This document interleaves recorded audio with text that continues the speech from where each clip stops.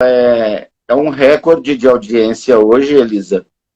Nós tivemos 250 mil visualizações no @superaprendizagem e também no @política e cotidiano. E o máximo que já tivemos aqui foi 150, 200. E no outro @superaprendizagem tivemos no máximo 350 pessoas. Então isso mostra, Elisa, que o tema é educação, ou seja, principalmente no que envolve a tecnologia na informação, é um tema de grande interesse para o nosso público, que, como disse já no início do vídeo, eu tive que desligar e religar para lhe encontrar, não é? Porque já eram muitos conectados.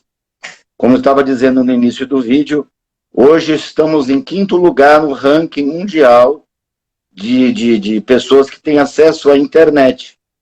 Mas isso não quer dizer, né, que há uma proporção ou uma igualdade de uso, visto o tamanho do Brasil.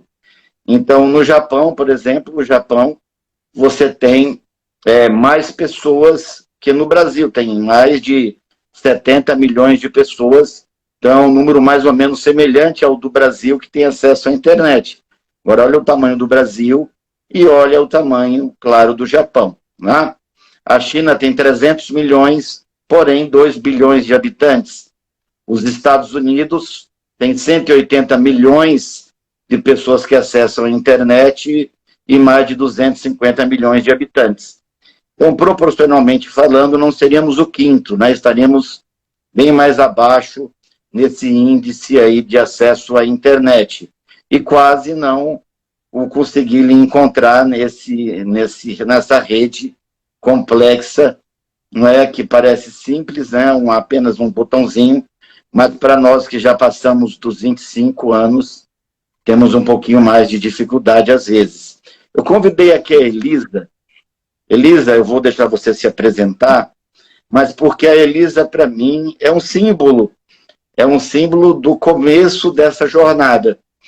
Então, eu convidei na retrasada, a dona Tessilina, porque para mim é um exemplo de dedicação, né? É um exemplo de referência, é um exemplo de projeção, de destaque, de pessoa que, mesmo tendo 84 anos, vive como se tivesse 20, vive como se tivesse 15 anos, e como se cada dia fosse o dia mais importante de todos. Então, primeiro para ter esse contraste. Hoje eu lhe chamei justamente porque lhe conheço, né? Você já me viu mais magro, né? Então, quando nós conhecemos alguém e costumamos nos referir a ela com certa indiferença, dizemos, não conheço essa pessoa mais gorda, ou seja, nem mais gordo, nem mais magro, ou seja, sou indiferente a ela. Não é o seu caso, né? Quando você me conheceu, eu pesava 73 quilos, e agora eu estou com os bem acomodados, né, e distribuídos 120. Ou seja, temos aí quase 2 James em massa e ocupando espaço nesse planeta. Elisa, então se apresenta, né? Fala um pouquinho da tua experiência com a superaprendizagem. Não é? Para quem está chegando agora, essa é uma live de abertura com relação à educação, com relação a um congresso virtual de superaprendizagem, onde vamos falar de leitura dinâmica, memorização, leitura fotográfica, neurociência.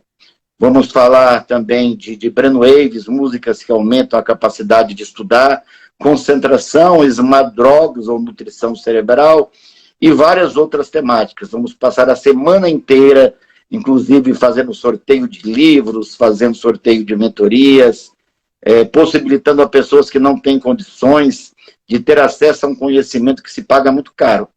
Mas seja bem-vinda, Elisa. Vamos lá. Então, meu nome é Elisa Meirelles, eu conheci o James em 1995. Nessa época eu estudava no Colégio Militar de Brasília, estava fazendo o 1º ano, e o James tinha iniciado essas aulas de leitura dinâmica. né? E O ano assim, era a segredo, nossa Elis, o ano, viu? O ano era segredo. tem 25 anos, gente, 25 anos. 25 anos. E 25 anos, né? Estamos em 2020. E naquela época me surpreendeu muito, porque o James andava pelos corredores do colégio mostrando para a gente na prática o que é a leitura dinâmica, né? Então a gente abria os livros ali, ele ia em 10 segundos. E a gente, meu Deus, o que é isso? Vamos aprender a leitura dinâmica. E eu fiz o curso com ele em 95.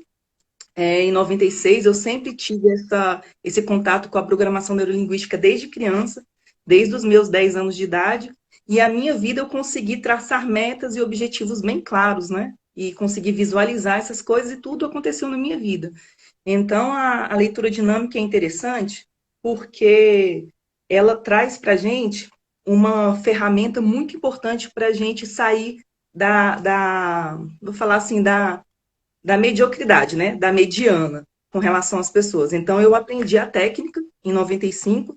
Eu fiz esses exercícios por muitos anos. Eu tenho, gente, até hoje, as apostilas do James de 25 anos atrás, eu mostrei para ele as apostilas, os folders. Era quase Então, feita à mão.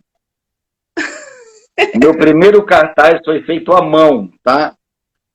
Então, quer dizer, não que eu seja velho, mas eu sou da época do fax e da época que cartaz se fazia com aquele pincel piloto. isso. Então, eu aprendi a técnica e comecei a aplicar. Interessante porque a gente começa a fazer os exercícios de leitura dinâmica. E naquela época, como eu não tive um acompanhamento com o James assim por muito tempo, eu fui fazendo do jeito que eu achava, do jeito que eu aprendi naquelas aulas iniciais. E fui tocando. Então eu percebia que no mercado de trabalho eu tinha uma diferenciação. Por quê? Porque eu conseguia ler os projetos mais rápido, porque eu conseguia passar daquela média das pessoas e conseguir fazer as coisas muito mais rápido.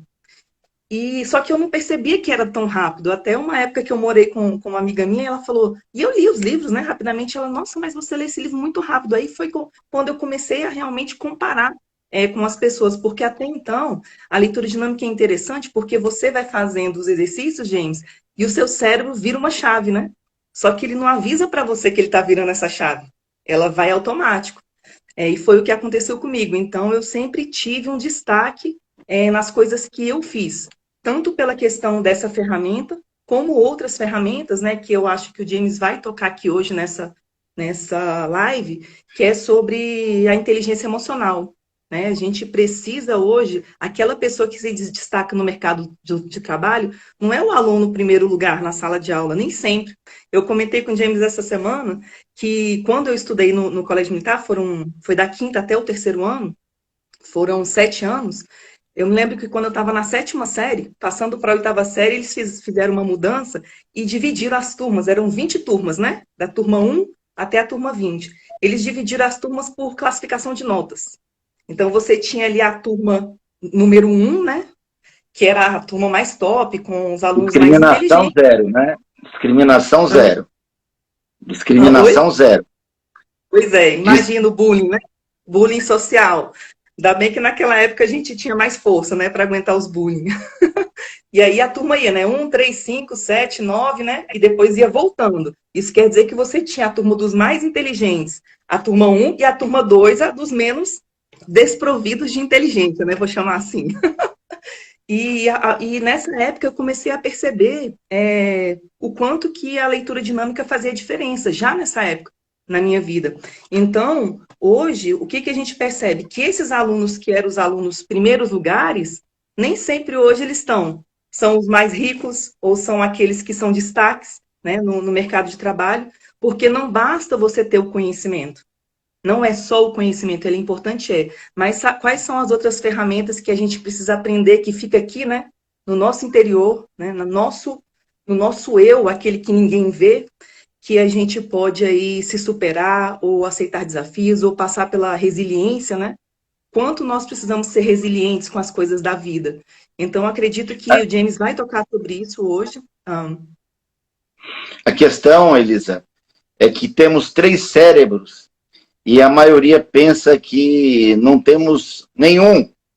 O doutor Roger Perry recebeu o Prêmio Nobel de Fisiologia porque ele provou que tínhamos dois cérebros.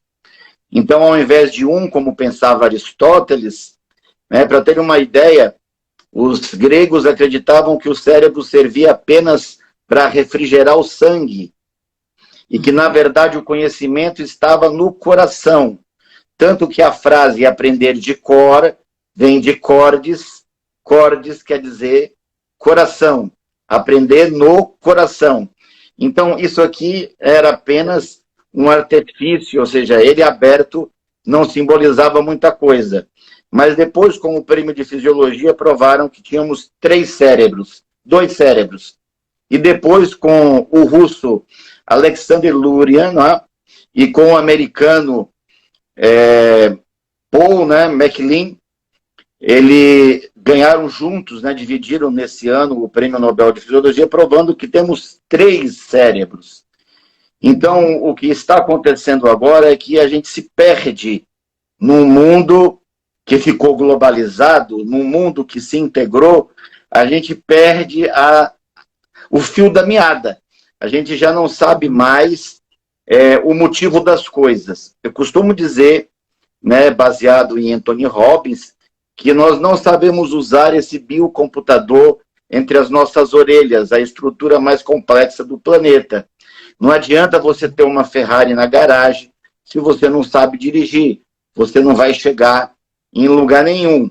Mas o que se perde hoje, a profundeza da questão está na falta de esperança. Ou seja, os alunos hoje já não acreditam que aquilo que eles ouvem dos professores possam vir a mudar a vida, a condição de vida, a condição social, melhorar o relacionamento entre as pessoas, que possa mudar a saúde, que possa mudar a economia. Então, eles acreditam que a escola é um modelo que está ultrapassado. Então, hoje, mais do que nunca, estamos falando do ensino híbrido, que é essa mistura entre a ferramenta e o mental. Então, é claro que a mente pedagógica não pode colocar o instrumental sobre o mental. O cérebro sempre estará acima de tudo, né? Tanto que aí o IBM tentou criar um computador que depois de montado era do tamanho de uma geladeira duplex, e não foi possível o ser humano perder para o computador. Então, Kasparov foi capaz de ganhar a primeira vez, empatou duas, e na quarta tentativa, ou quinta, aconteceu lá um bug no computador, devido a 200 milhões de processamentos por segundo, e mesmo assim, após os empates e após uma vez que Kasparov perdeu a partida de xadrez, e descoberto depois de alguns anos que havia ali um bug, ele o convidou a IBM para fazer no Deep Blue uma atualização e chamou o Deep Blue para uma revanche.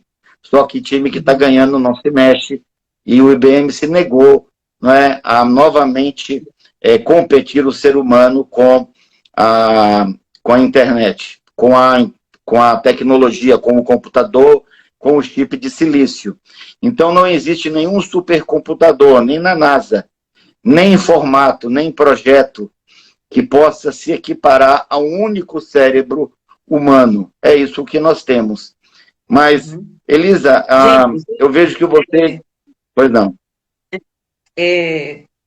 Eu vi que você falou algumas coisinhas, aí eu queria fazer uns comentários em cima da sua fala, né? Porque a gente está trabalhando aqui com tecnologia na educação, e eu me lembro, quero me contar uma história, que há mais ou menos, assim, uns, talvez 10 anos atrás, eu estava ali na Torre de TV, e eu encontrei um professor lá do Colégio Militar, que era o Coronel Córdoba, com certeza vários alunos tiveram aula com ele, e naquela época do colégio ele já era um senhor, né, de idade.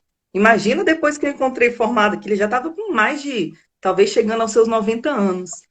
E ele estava ali na torre, né, passeando, e eu fui falar com ele. Eu falei, professor, tudo bem? E comecei a conversar e comecei a agradecer. Eu falei, professor, muito obrigada, né, pelo seu trabalho lá no Colégio Militar. Eu me formei, eu sou engenheira, passei na UNB, e queria te agradecer porque diferente hoje do aluno que ainda não encontrou um propósito de vida, ele pode até duvidar muitas vezes daquilo que o professor fala, porque hoje ele tem outras ferramentas onde ele pode encontrar o conhecimento, diferente de nós naquela época, porque nós entrávamos na sala de aula e o professor detinha todo o conhecimento.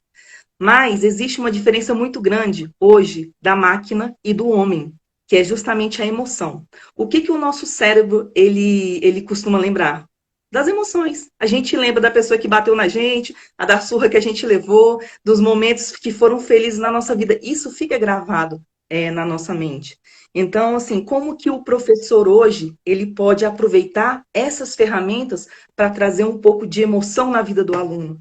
Porque eu tive muitos professores que marcaram a minha vida, professores que me ensinaram, James, a não pegar apenas um conteúdo e estudar, mas pegar um conteúdo e dali ter uma parte crítica em cima do conteúdo. Então, esse é o papel do professor, é verificar essas ferramentas para a gente conseguir entrar dentro do que você falou, do coração do aluno. Porque a partir do momento que você ganha o coração do aluno, ele vai ter ouvidos para você. Né? Então, aí eu falei com ele, daqui a pouco o professor começou a chorar, eu comecei a ficar desesperada, eu falei, meu Deus do céu, eu vou matar o professor agora. E ele começou a chorar, chorar, chorar, aí a filha dele estava ali na feira, ela chegou, aí eu expliquei para ela, eu falei, olha, eu fui aluna dele, fui falar com ele, mas acho que ele se emocionou muito. Aí fizemos aquele momento ali, né, e eu fui embora. Mas eu sou muito grata, assim, a cada professor que passou pela minha vida, os bons e os ruins, porque eles deixam marcas, né? O propósito, Elisa, é o assalto da amígdala, né, amigdaliano. Ou seja, quando nós não temos o propósito, nós perdemos todo o sentido do viver. Então, o que acontece hoje é que a escola, ela não tem propósito, ela apenas está se ocupando de um modelo antigo. Se você pegar uma foto de uma escola de 100 anos atrás e uma escola moderna, você vai perceber que a diferença está apenas na tecnologia, na máquina que tirou a foto. Mas o formato das cadeiras, das carteiras, do quadro, do giz, hoje temos ainda o pincel, né, talvez o Datashow ou alguma outra ferramenta, mas o formato é o mesmo. O mundo mudou, porém continuamos utilizando as mesmas ferramentas. A pedagogia costuma dividir isso em 3 pontos importantes, né, quando ela fala em tecnologia educacional. O primeiro ponto é o da instrumentalidade.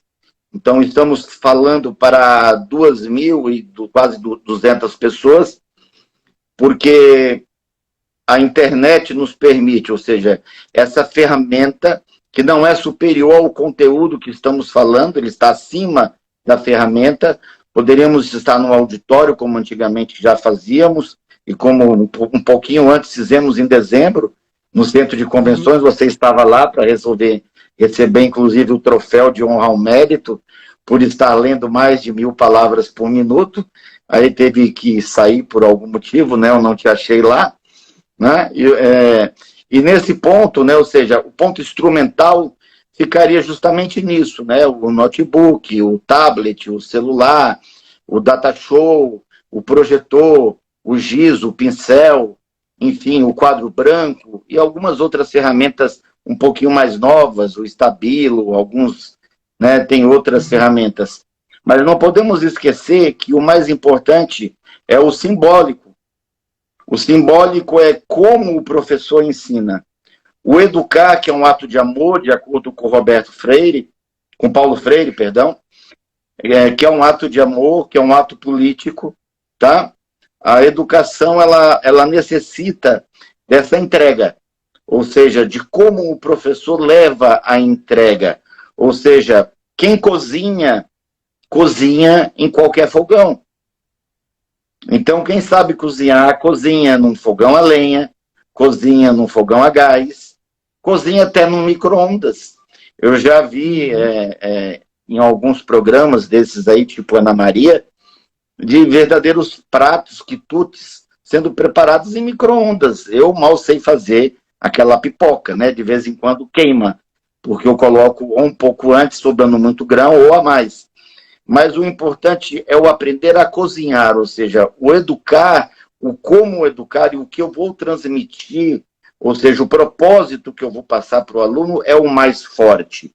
E se peca nesse ponto agora, porque o aluno não entende para que ele vai aprender moralidade, para que ele vai aprender expressão de segundo grau, não é? Qual o motivo dele aprender o conjunto das preposições e advérbios. Ele já não sabe mais o motivo de saber quantas e quais são as organelas que formam a célula do corpo humano. Ou seja, o que será que isso vem a interferir? Então, quando você entende o porquê cozinhar, não é? Ou seja, qual o motivo, onde vamos chegar com o cozinhar, a ferramenta muda, né? Ou seja, o estilo muda. E, por fim, a terceira é o organizacional, é a gestão. Nós temos também um problema de gestão. O diretor, o professor. Imagine, na minha época, me lembro, estudei em escola pública e percebia que os professores, às vezes, coitado, não tinham tempo nem de se preparar, de montar aula. Você esteve na época, uma das melhores, se não a melhor escola do Distrito Federal, e foi o primeiro lugar que eu dei aula. Foi o Colégio Militar de Brasília, né? E depois fiz uma parceria, né? O segundo lugar foi o Colégio Objetivo. Mas eu via que eles não tinham tempo nem de montar a aula. Ou seja, como é feita a gestão da aprendizagem? Ou seja, até que ponto o professor entende que cada um aprende de um jeito? Até que ponto um professor ele tem condições financeiras de fazer uma reciclagem? Até que ponto ele tem subsídio, não é, para entender sobre neurociência, para aprender sobre inteligência emocional, para aprender uma ferramenta como leitura dinâmica? A maioria, para ler um livro, leva uma semana, outros levam meses, outros sequer, né, pegam no livro, porque depois que olham para o livro desanimam, né, sabe que vai levar dias para terminar, e aí decidem que não vão nem começar. Então, nessa jornada, o professor acaba não tendo tempo sequer para recorrer aos próprios livros que ele tem em casa. Então, se torna uma gestão de improviso, uma gestão antiga, uma gestão demodê, uma gestão que precisa de investimento. No Japão, o professor tem um dos melhores salários, né, entre todas as categorias. E aqui no Brasil? Hoje, no Brasil, né, nós temos aí uma boa parte de professores que sequer conseguem se locomover com qualidade, né, mal conseguem o próprio transporte. Ou seja, então, tem toda uma dificuldade de gestão, tem toda uma dificuldade simbólica, ou seja, uma questão do trato emocional e também do instrumental, ou seja, estamos defasados nas três partes, tanto no instrumento, quanto no símbolo da coisa, quanto na gestão. Isso é muito sério, é sério e urgente, né? E eu venho falando muito disso, repetindo, batendo na mesma tecla, usando aquela coisa do água mola e pedra dura, tanto bate até que fura, porque nós precisamos levar essas ferramentas, tanto simbólicas, quanto instrumentais e quanto de gestão, para a escola não só pública, mas também para todo o ensino médio, básico e fundamental. E aí sim, conseguir promover uma mudança de dentro para fora, porque a mudança ela é interna, ela acontece de dentro para fora, não é de fora para dentro. Você se referiu aí ao método escolástico, onde o professor detém o conhecimento e apenas expõe para o aluno, ou seja, aprende, cala a boca e faz a prova. E ainda funcionava muito bem, né? Para aquela época deu certo contigo. Mas Montessori, Piaget, fala no construtivismo, ou seja, de eu ter contato com a informação, seja qual for o meio hoje, né? Hoje qualquer rapaz de jeans pode criar uma corporação e mudar o mundo. A gente viu isso com o criador do Facebook, o criador do Google, o criador do WhatsApp, que ficou bilionário, né? Dentre vários outros exemplos, com apenas uma ideia, com apenas um pouco de informação. Hoje a informação está acessível a todos. Todo mundo tem acesso à informação. Tem o Google Científico, tem na internet, tem nos livros. O problema hoje é como aprender a aprender.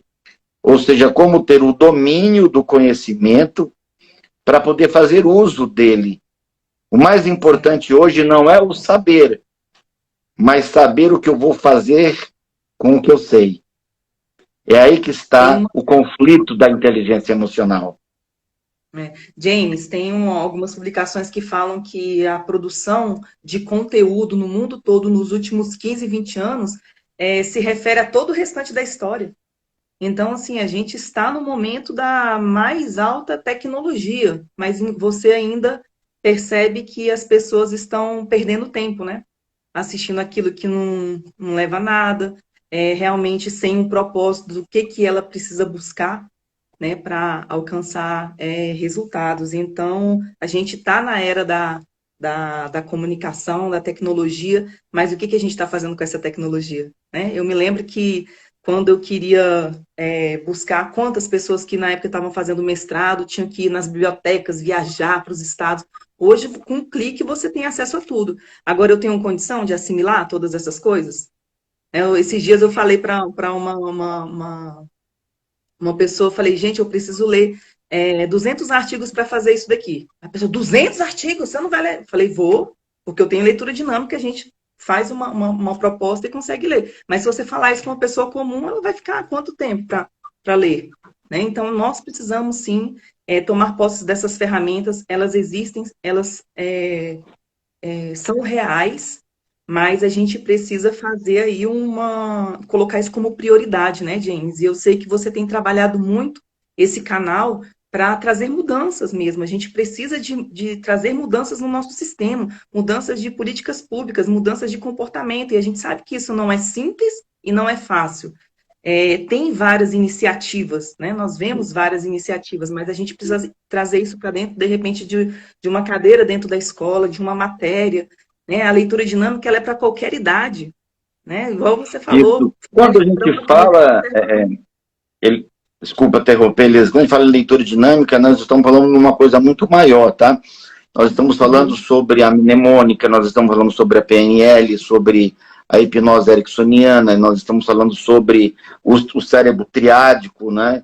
Que foi abordado por McLean Luria. Nós estamos falando sobre os pilares da inteligência emocional, mas a gente costuma ficar resumindo assim na questão da leitura dinâmica, porque é uma ferramenta assim que identifica mais o dia a dia, né? Mas, Elisa, eu prometi na abertura desse congresso virtual e já consegui, né? Não tenho nenhuma referência de em nenhum momento alguém ter reunido na internet mais de 2.000 pessoas falando sobre leitura dinâmica e memorização. Então, para mim, já é uma vitória, né? Para mim, aqui já é uma conquista, e conquistei ao seu lado, né? Como eu disse, foi lá no Colégio Militar, e eu gostaria de sortear aqui uma mentoria, porque alguns não têm condições financeiras, econômicas de adquirir a mentoria, né?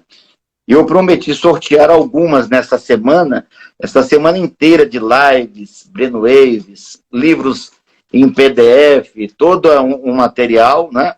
Que nós vamos estar distribuindo hoje, vídeos no YouTube, tudo isso de graça, e eu paguei bem caro por isso, não só em termos financeiros, mas em experiência de vida. Mas vamos escolher um aqui, ó. Olha só, vamos pegar aqui aleatoriamente um sortudo ou sortuda, mas ela vai ter que mandar um oi aqui para mim, só vale se estiver online. A Jeane, cadê aqui a Jeane? Ué, sumiu, Jeane, porque vai subindo aqui a lista. Tá, vamos escolher outro então, sumiu aqui o nome da Jeane. Tá aqui, ó, Agostinho Amadeus Neto. Agostinho Amadeus Neto, se você estiver online agora, nessa nossa live, nessa abertura, você acaba de ganhar uma mentoria integral. São 10 aulas comigo, tá? 10 aulas, uma vez por semana, durante 3 meses. A Elisa também já ensina. Ela já é uma professora, já é mestre em leitura dinâmica, já esteve conosco. E eu gostaria também de não falar só da parte teórica, né, mas também trazer um pouquinho do passado. Quando eu estive no Colégio Militar, Elisa, eu fui lá no comandante, né? Eu tinha, eu acho que lá, meus 17 anos de idade, e eu todo bobão, né, sem saber de nada, não sabia nem o que era o comandante do Colégio Militar, que na época era um alto posto, né? E cheguei lá, bati na porta e falei, eu quero falar com o comandante. Como se eu quisesse falar com o meu tio, o meu vizinho, o pipoqueiro. Aí eu falei, mas você marcou alguma coisa com o comandante? Não, não marquei, mas me disseram que era essa pessoa que eu tinha que procurar. E quando eu cheguei para falar, ele me recebeu, por acaso ele estava ouvindo, estava ali, pediu para eu entrar. Eu falei que tinha uma técnica capaz de fazer com que os alunos lessem 5 a 8 vezes mais rápido e que pudessem memorizar 3 vezes melhor. E aí ele achou, puxa, mas curioso, né? Você é tão novo assim, já divulgando isso e tal. E fiz uma demonstração, ele me deu um livro, eu li a página, expliquei para ele, ele ficou impressionado e autorizou. Ele falou assim, olha, você vai poder colocar uma mesinha lá no pátio, perto da cantina, onde vende os salgados, né? Coloca ali um cartazinho para o pessoal te entender, saber que você existe, que você está lá. E se você tiver mais de 10 matrículas, eu vou liberar o salão de formatura. O salão de formatura, para quem não sabe, era, se não fosse o mais caro, um dos mais caros salões para se alugar no Distrito Federal naquela época, 25 anos atrás.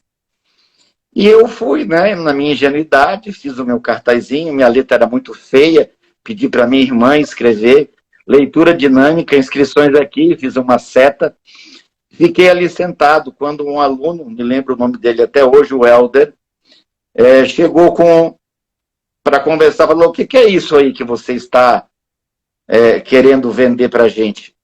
Aí eu falei assim, é um curso que ensina a ler rápido e memorizar. E aí ele falou assim, tá, tudo bem, achei legal, dá para entender pelo nome, mas como é que você prova que isso é verdade? Não é que você não é um charlatão, que você está inventando um método. Aí eu perguntei para ele, você tem um livro? Aí ele falou, falei, não, eu não tenho aqui, mas eu pego rápido. E ele foi buscar esse livro, e quando ele voltou, veio uma multidão com ele. Ou seja, vieram os colegas e falaram assim, tem um maluco lá no pátio que diz que vai ler uma página em menos de 10 segundos e vai explicar o que está escrito. E aí fez aquele montoeiro, tanto que eu tive que subir na cadeira na época. Eu subi na cadeira, li o texto, ele escolheu, né, o Helder, eu entreguei para ele o livro e fui explicando. E à medida que eu fui explicando, ele foi xingando alguns palavrões, né? E, tipo, naquele intuito de dizer, que é isso, não é verdade? O que ele falou está aqui.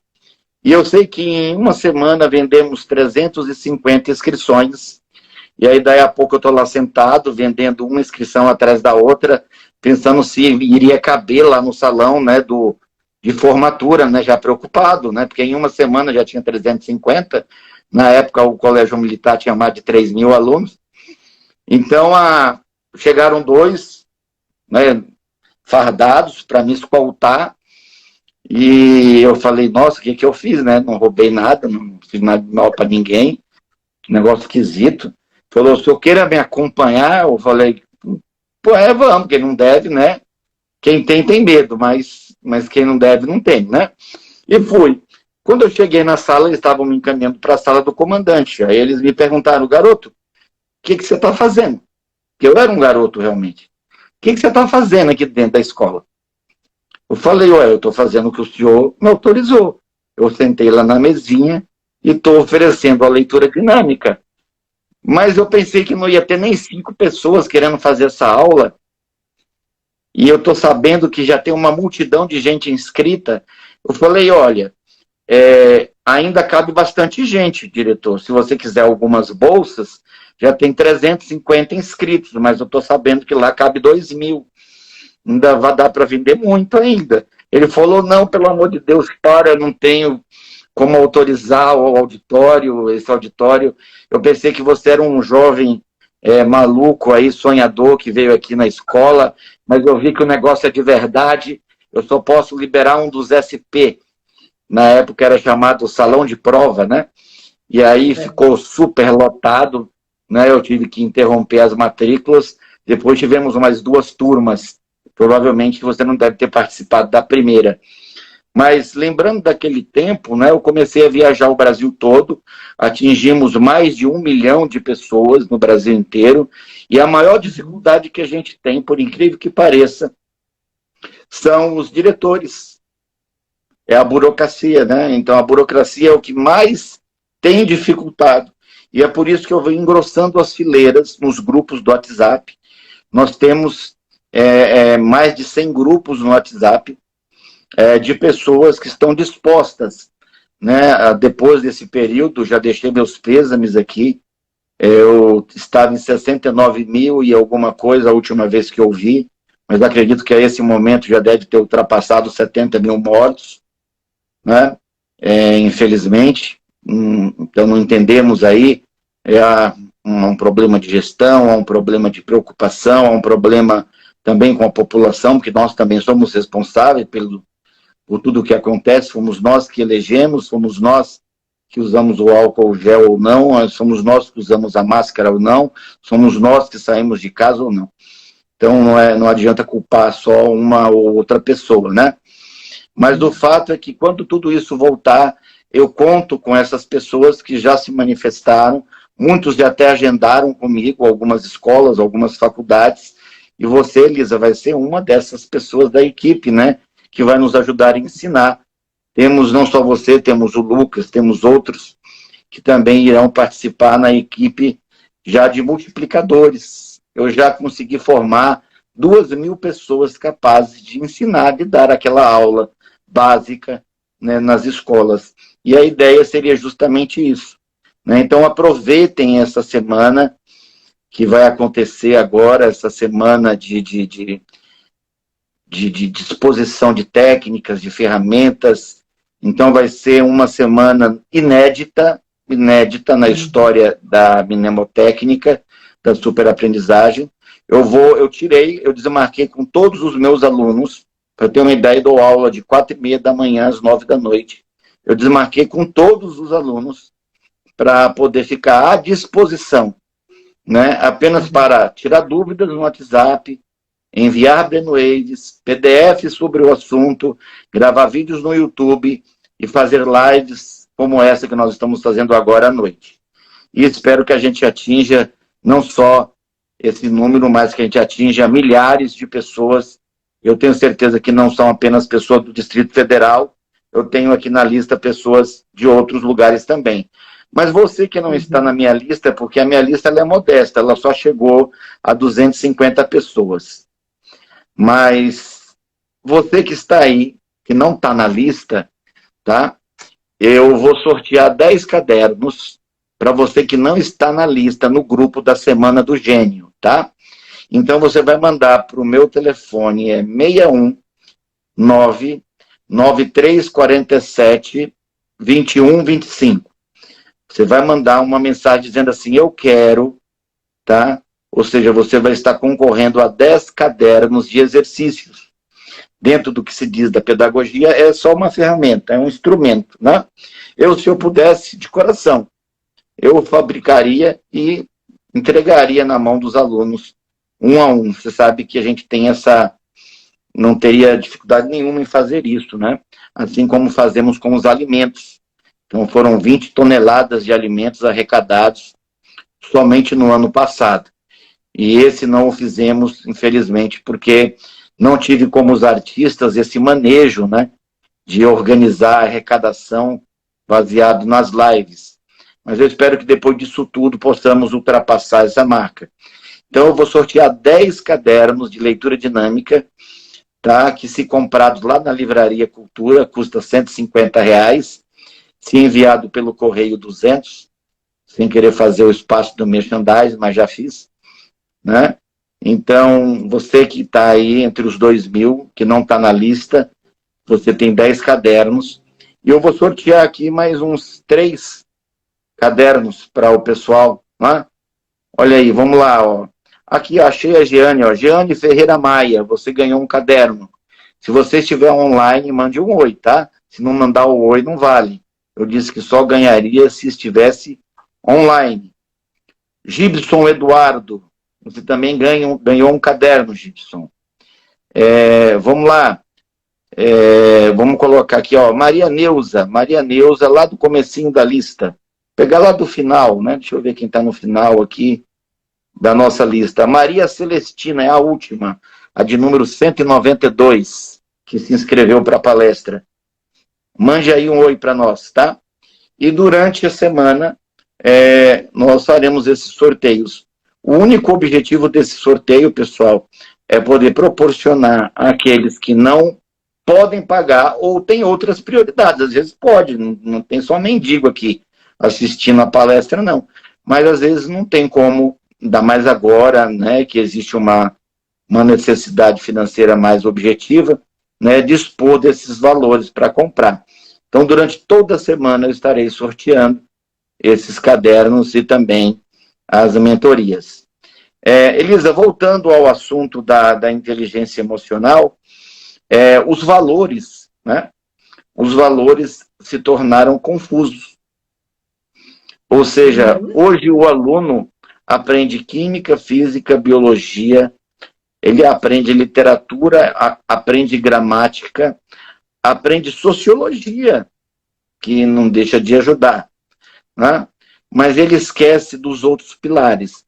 Então, hoje, nós não temos informações, ou quase nenhuma informação sobre espiritualidade, nós não temos informação sobre a inteligência pessoal, ou seja, tem gente que tem problema com autoestima, tem gente que tem problema com aparência, tem gente que se acha feia, ou tem gente que se acha inferior, tem pessoas que têm complexo de culpa, ou seja, ele tem problemas com a inteligência pessoal, que Gardner dividiu em 7, depois aumentou mais 2, não podia, né? Porque o prêmio Nobel deu a ele com 7. Depois ele colocou mais 2 inteligências, ou seja, ele mudou. Igual Bohr e Rutherford ganharam o prêmio Nobel porque desenharam o átomo. Depois eles redesenharam, não é? Então, vai tomar o prêmio Nobel? Não. Naquela época serviu. Então, a inteligência interpessoal hoje é muito séria. Eu não sei mais o que é pai, eu não sei o que é mãe, eu não sei o que é irmão, eu não sei o que é professor. No Japão, por exemplo, se faz reverência ao professor no início e no final da aula, né? Imagine hoje como acontece, né? Hoje o professor tem medo, né, de estar em sala de aula, que pode ser agredido, pode ser atacado, pode ser esfaqueado, pode ser de inúmeras formas agredido, seja até com o próprio bullying, né? O bullying acontece até com o professor, não é só com o aluno, não. Mas hoje não sabemos o que é um professor, o que é um morador de rua, o que é uma criança desabrigada, o que é uma pessoa que precisa de ajuda, a gente já não identifica. A gente trata o outro apenas como outro, como mais um, como apenas uma escala dentro de uma estatística. Então, não se tem a inteligência pessoal, a interpessoal, a espiritual, não é? A financeira, eu mesmo, né? Eu tenho dificuldades em duas, né? A financeira e a física, né? Porque eu adoro lasanha, né? Adoro frequentar rodízio e sei que não deveria, né? Mas esse ano pretendo aí estabelecer metas específicas nessa área. Mas hoje, por exemplo, sabe-se pouco sobre educação alimentar. Às vezes nós estamos ingerindo verdadeiros venenos que se a gente pegar e for estudar em sala de aula, né? Ou seja, não sabemos de nutrição, não sabemos da educação. A educação física hoje está muito pobre de recursos, de ferramentas, às vezes não tem quadra, não tem bola, não tem professor especializado, com exceção de algumas particulares. Então, precisamos chacoalhar esse Distrito Federal, que é onde a gente aguenta andar, né? A gente aguenta andar 30 quilômetros para cá, mais uns 50 para cá, mas para lá, mais do que isso, já fica longe para a gente, né? E aí temos que criar multiplicadores. Mas essa é a nossa ideia, Elisa.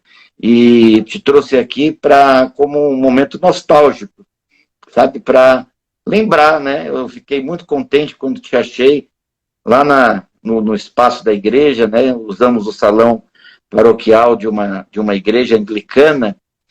E aí eu estou ali por ali quando vejo quem está lá, a Elisa, sentada no meio do povo, né? E a trato assim como quase uma irmã, né? Uma pessoa ali que, ou seja, foi o primeiro curso de leitura dinâmica que eu realizei para um público, né? Antes disso, fiz 2 ou 3 aulas particulares. Então, você, para mim, ela tem uma representação histórica no meu momento aí de desenvolvimento da superaprendizagem. James, eu quero aproveitar o momento para te agradecer, né? Assim, porque isso fez uma diferença enorme na minha vida, porque eu não só adquiri o conhecimento, eu apliquei, né? Então, isso me galgou muitas oportunidades, né? E voltando, assim, à questão da tecnologia, eu sou totalmente a favor mesmo das mudanças, dessa questão das pessoas se conhecerem, né? Saber o seu potencial. É muito importante as pessoas saberem o potencial, porque todos nós temos o mesmo cérebro.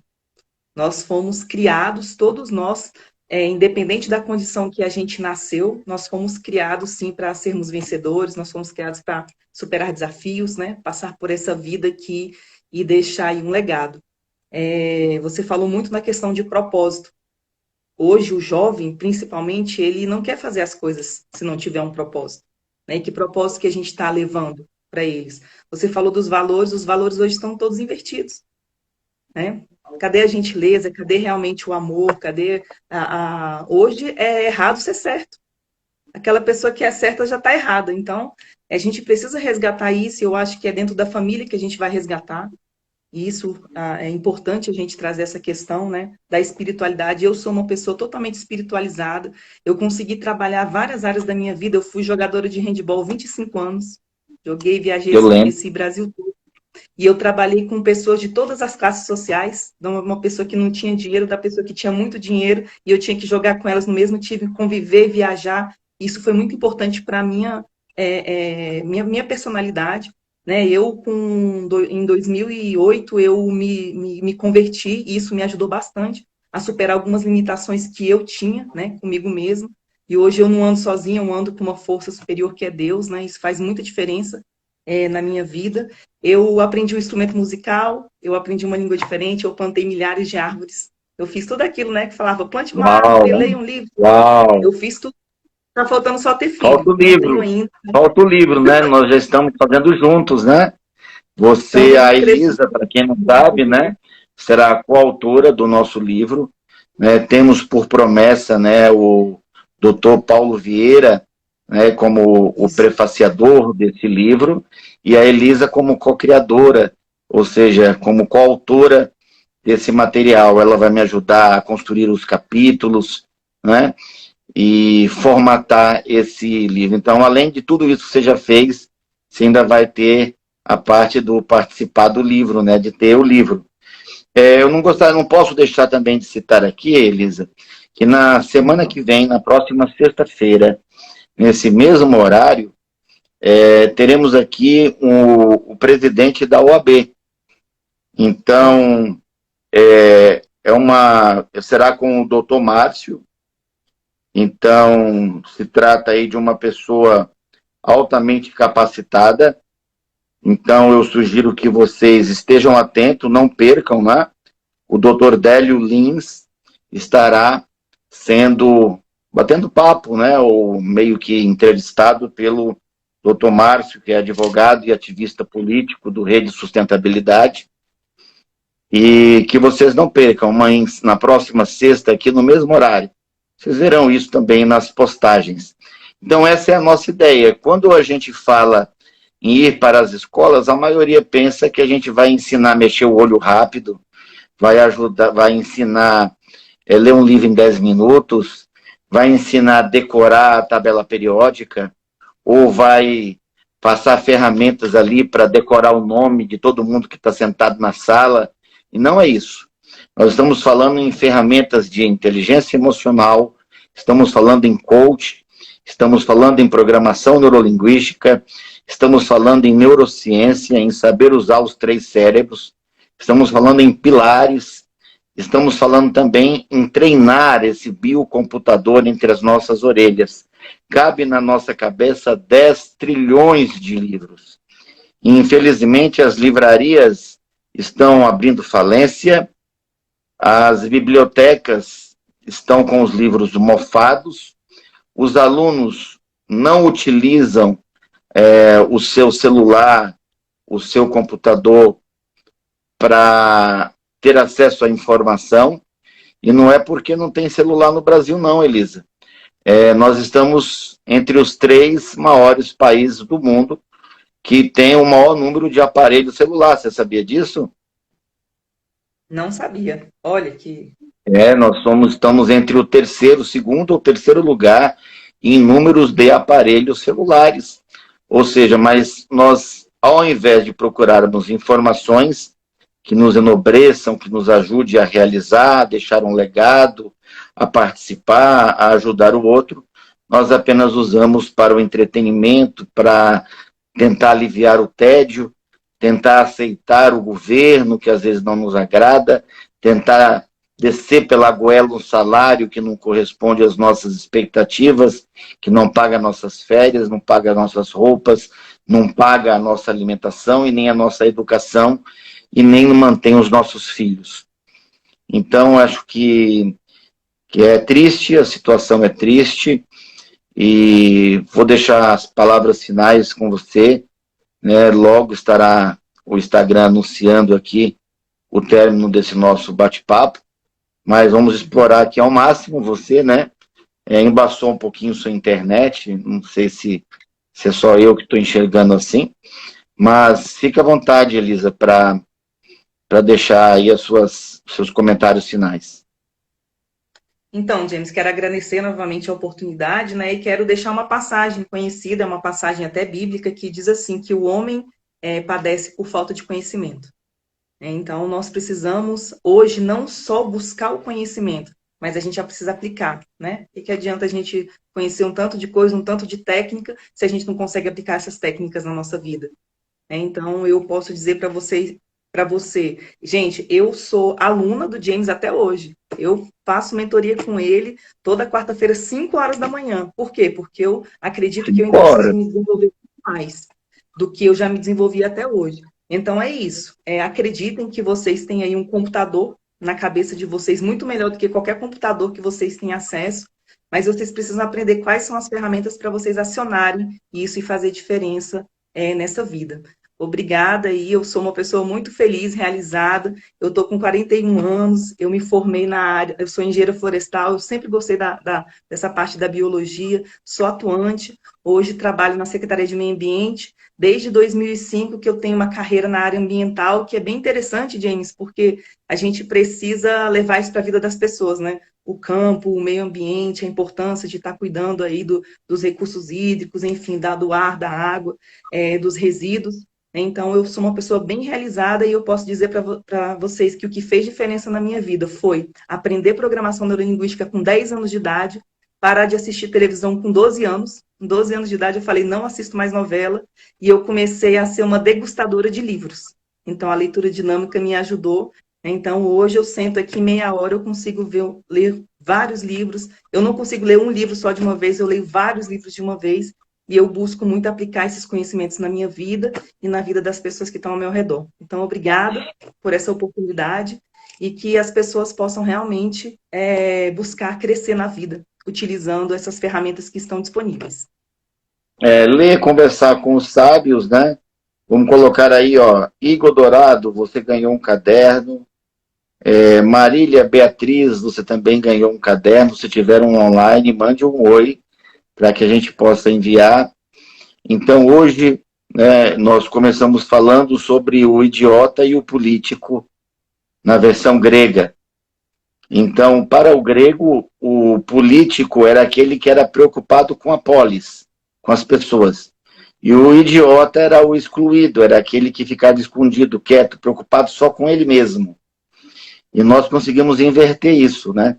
Hoje o político é quase ou é entendido como o idiota, e o idiota, né, passa a ser a pessoa normal. Então, houve uma inversão de valores até nisso. E nós aqui no canal Política e Cotidiano queremos mostrar que é importante, né, estar envolvido com a política e com o que vem acontecendo no nosso cenário, tomar posição e exigir pelos seus direitos. Agradeço aí os últimos 100 que ficaram até o finalzinho, né? Depois que a gente começa a dar tchau, né?